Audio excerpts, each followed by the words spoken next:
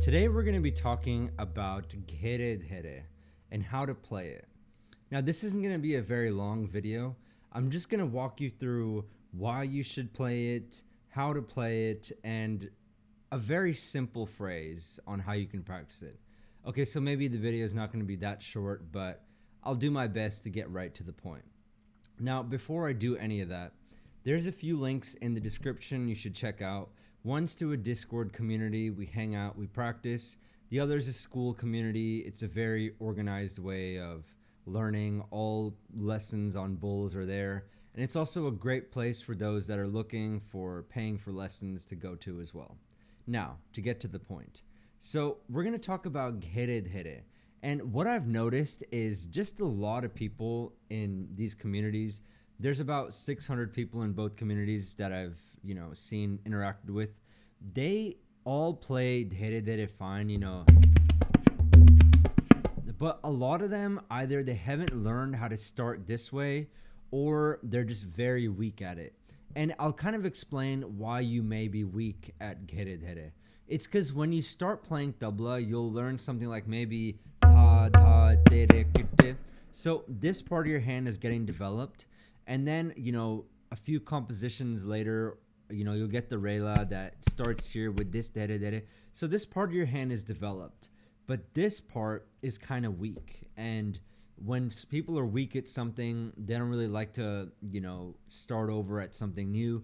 So why not just play tere tere for everything? So I'm gonna kind of show how calendly goes. So ghere like that, ghere tere. So the dhere is at the end, but ghere dhere. So like that. So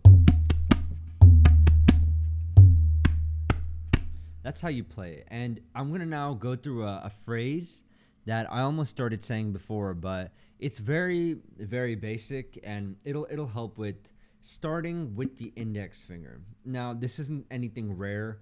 This is something I came up with just before this video, and it's all just about getting your wrist to kind of turn this way. I know a lot of you can, make this motion well, but I want you to be able to turn this way too, just so you can unlock the full range of expression when it comes to tabla playing. So,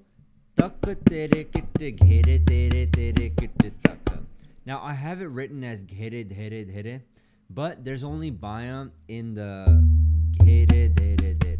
So it would be technically ghere tere tere, in both lines. But just to kind of differentiate the open and closed, I wrote it like this. There's many different ways you can write bowls, and I'm always coming up with the most, the way to explain it the best. So one more time.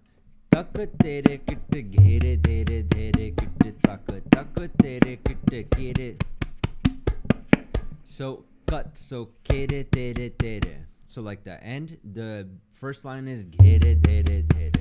Like that. So it goes like this.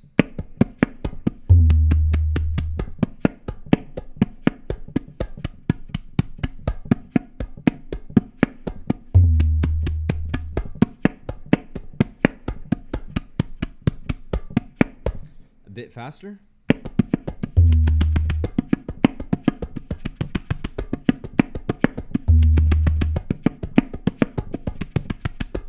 Keep that wrist nice and loose.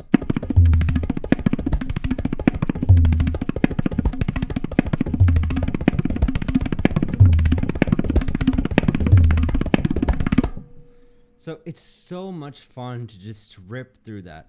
All you really got to do is just basically understand that wrist motion, and this becomes so much fun.